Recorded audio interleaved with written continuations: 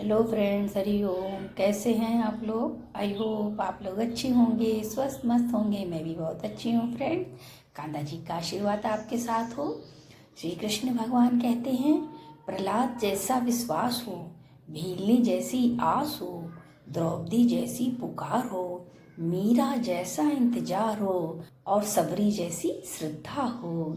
अगर आपके अंदर श्रद्धा, विश्वास, आस, इंतजार होगा तो कृष्ण भगवान को आना ही पड़ेगा, कभी राम रूप में और कभी कृष्ण रूप में।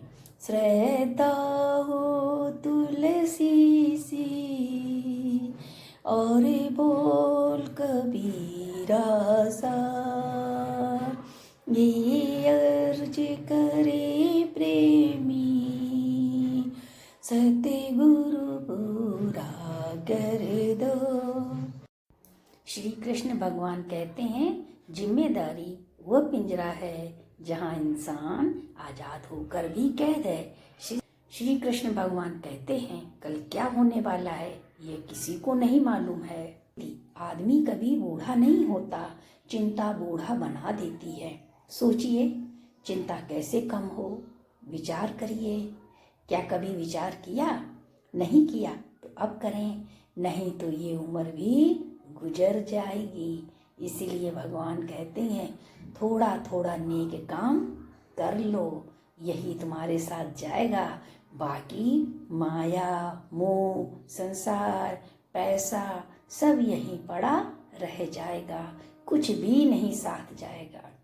नेक कोई एक दो कर्म कर ले रे, नेक कोई एक दो कर्म कर ले, अजी थोड़ा थोड़ा प्रभु का भजन कर ले रे।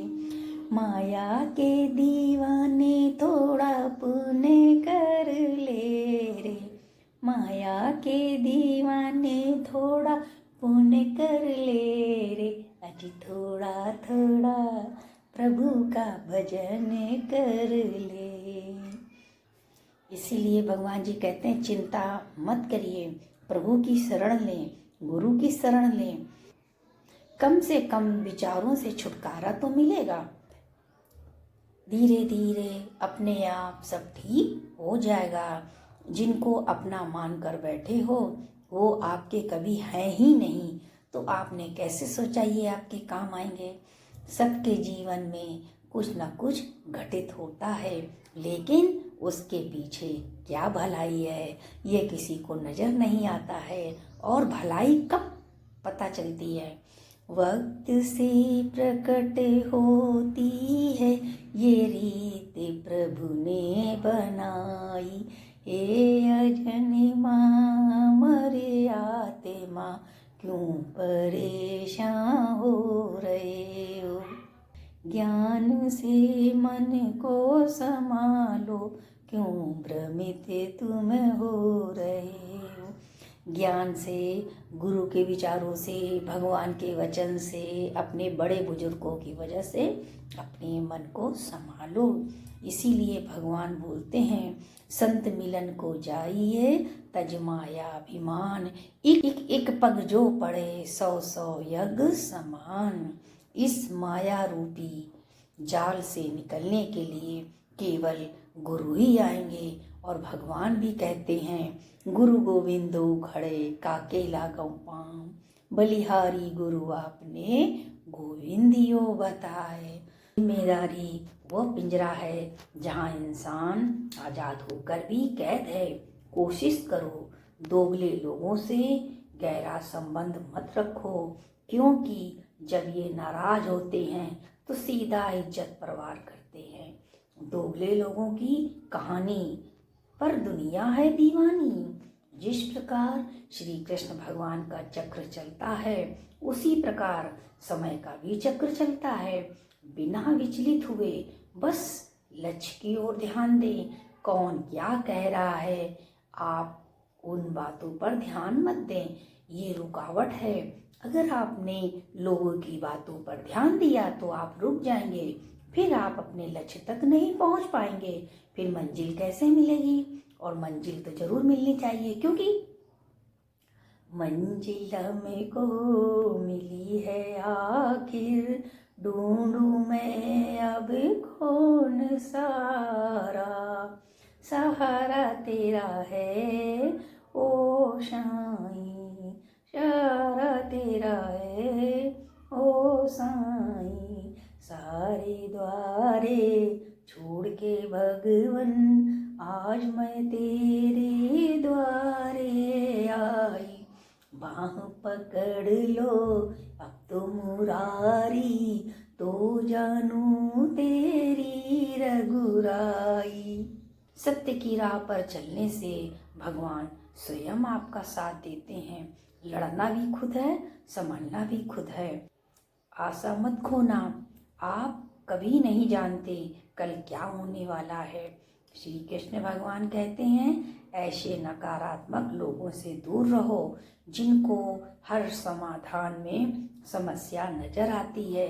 श्री कृष्ण भगवान कहते हैं, सामने चाहे 1000 दुश्मन हो, झुकना मत, तुम्हारी रक्षा मैं खुद करूँगा।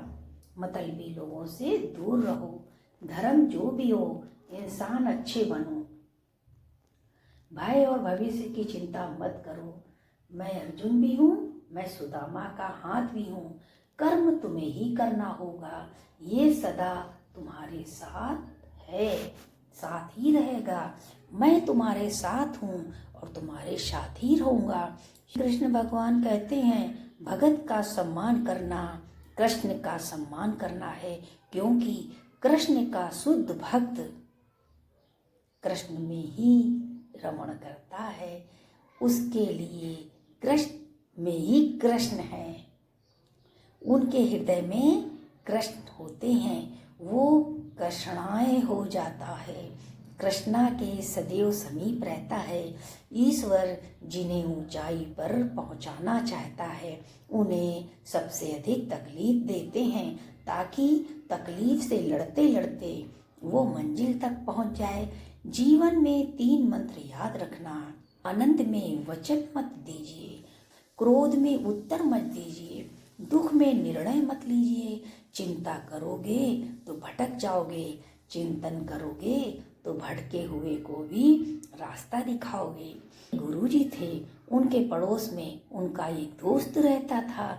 गुरुजी सत्संगी थे, सत्संग करते थे, रोज अपने दोस्त से कहते थे, सत्संग चला कर, बोलता रहता था, कल चलेंगे, परसों चलेंगे, कल चलेंगे, लेकिन जाता कभी नहीं था। फिर एक दिन गुरुजी ने जोर दिया, बोला ठीक है, शादी हो जाने दो, फिर करूँगा सत्संग। शादी हो गई, फिर गुरुजी ने कहा, बोला बच्चे हो जाने दो, बच्चे का सुख देख लूँ, फिर चलूँगा सत्संग। बच्चा हो गया, गुरुजी ने कहा अब चलो सत्संग। बोला बच्चा पढ़ लिख जाए, बड़ा हो जाए, फिर चलूँगा सत्संग। बच्चा पढ़ लिख गया, बड़ा हो गया, वो फिर भी सत्संग नहीं गया। फिर गुरुजी ने कहा चलो सत्संग। बोला बच्चे की शादी ब्याह कर लूँ, फिर चलूँगा सत्संग। उन्होंने कहा ठीक है, शादी ब्याह हो गई। फिर गुरुजी आए, बोले चलो सत्संग। बोला चलूं, अभी इसके बच्चे हो जाएं, नाती पोतों को खिला लूं, फिर चलूंगा सत्संग। इसके बाद वो फिर गए, बोला चलो अब तो नाती पोते हो गए, चलो सत्संग। कहता ऐसे कैसे चलूं, मैं चला जाऊंगा तो दूध कौन दूहेगा। ऐसे करते करते करते करते वो सत्संग कभी नहीं गया और उसके शरीर से प्राण निकल गए।